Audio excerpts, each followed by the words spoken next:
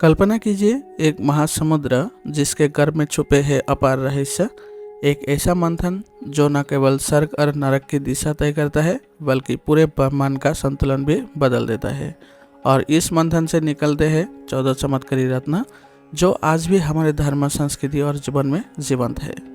तो आइए आज हम चलते हैं त्रेता युग की उस ऐतिहासिक घटना की ओर जहाँ देवता और दानव एक साथ खड़े हुए थे, जहाँ समुद्र ने खोले अपने गर्भ के द्वार और सामने आई 14 अमूल्य रत्न जिनकी कहानियां आज भी रहस्य से भरी है।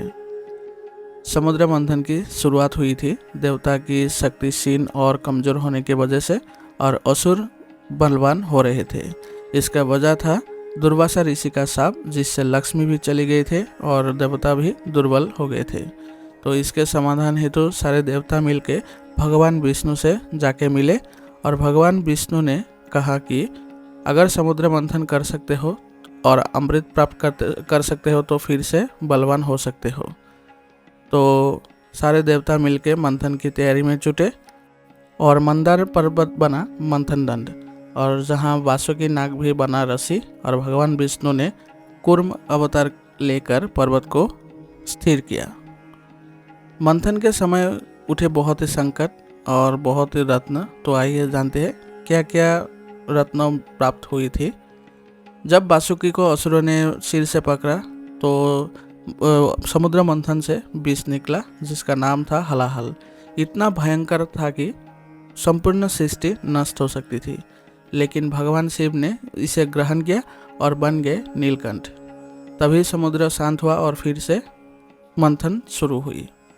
मंथन में पहला रत्न हलाहल विष निकला था जिसका विनाश का प्रतीक है, लेकिन शिव ने त्याग से बना कल्याणकारी जीवन में सीख मिलती है। जो दूसरे के दुख दर्द सहता है वही सच्चा महादेव बनता है।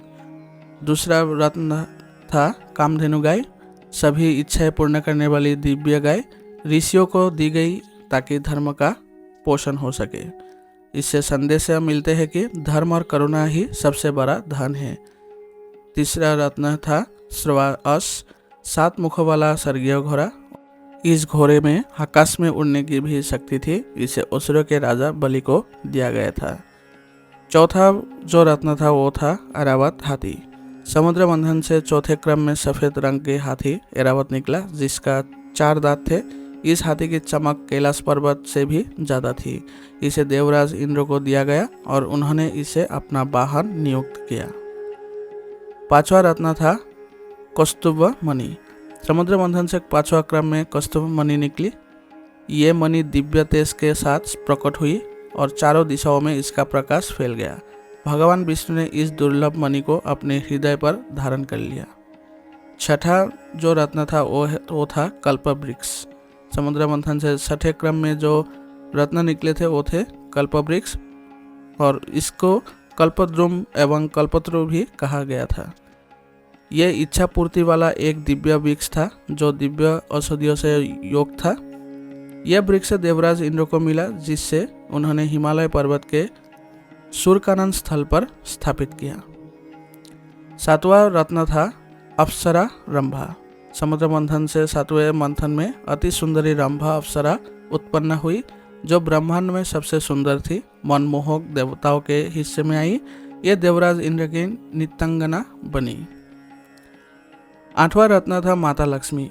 समुद्र मंथन से 8वें मंथन में धन की देवी लक्ष्मी प्रकट हुई। समुद्र मंथन कराने का भगवान विष्णु का मुख्य उद्देश्य देवी लक्ष्मी को पुनः प्राप्त करना ही था, इसलिए माता लक्ष्मी ने भगवान विष्णु का वरण किया, जबकि देव और दानव दोनों लक्ष्मी को प्राप्त करना चाहते थे।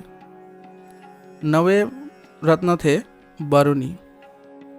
समुद्र मंथन से 9वें मंथन में मदिरा प्रकट हुई जिसका नाम था वरुणी। विष्णु जी ने आदेश अनुसार वरुणी दानवों को दे दी गई और दानवों ने इसे ग्रहण किया।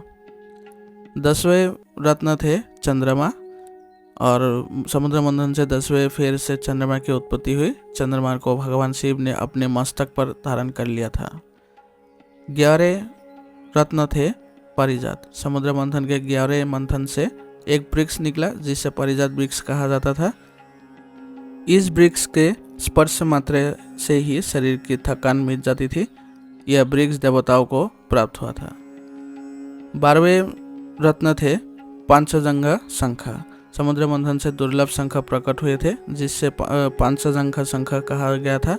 हिंदू धर्म में इसे शंख का विशेष महत्व माना जाता है कि इसकी ध्वनि विजय, कीर्ति, यश और मंगल का प्रतीक है। पांचजंघ शंख को दुर्बल रत्न बना गया है। यह शंख भगवान विष्णु को प्राप्त हुआ था, जिसे उन्होंने अपना आश्रय बनाया।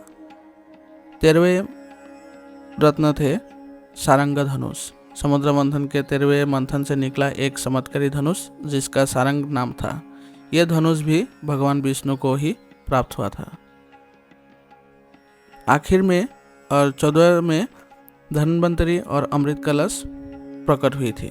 समुद्र मंथन से सबसे अंत में भगवान धन्वंतरी अपने हाथों में अमृत कलश लेकर प्रकट हुए। उन्होंने आयुर्वेद का जनक माना जाता है। अमृत को प्राप्त करने के लिए देवता और दानवों के बीच युद्ध छिड़ गए थे।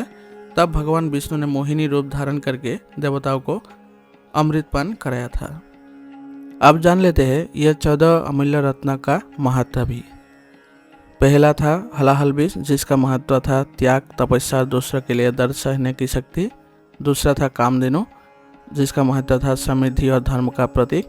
तीसरा था श्वास, जिसका महत्व था तेज गति और सफलता। ऐरावत हाथी का महत्व था राजा का वैभव और शक्ति। पांचवा कस्तूभ मणि का महत्व था शुद्धता और ब्राह्मण्य ऊर्जा। छठा था कल्पवृक्ष, जिसका महत्व था आस्था और पूर्णता का प्रतीक। सातवां था बारूनी मदिरा, जिसका महत्व था शक्ति और भोग का प्रतिनिधित्व। आठवां था अप्सराएं, जिसका महत्व था कला, संगीत और सौंदर्य। नौवां था चंद्रमा, जिसका महत्व था मन, भावनाएं और समय। 10वां था लक्ष्मी माता, जिसका महत्व है सभी शुभताओं का मूल का स्रोत। 11वां पारिजात वृक्ष, जिसका महत्व है दिव्यता और विशेष फल। 12वां था शंख, जिसका महत्व है पवित्रता, सकारात्मक ऊर्जा। 13वां थे धन्वंतरी, जिसका महत्व है स्वास्थ्य और जीवन शक्ति। 14वां था अमृत कलश, जिसका महत्व है अमरत्व और धर्म की जीत। अगर आपको यह रहस्यमय यात्रा अच्छी लगी हो तो वीडियो को लाइक करें, कमेंट में जाकर लिखें आपको कौन से रत्न सबसे ज़्यादा अद्भुत लगा। ऐसे ही और पुरानी कहानियों को ज्ञान के लिए चैनल को सब्सक्राइब करें और बेल आइकन को ज़रूर दबाएं। मिलते हैं अगले अद्भुत वीडियो में, तब तक के लिए जय श्री हरि।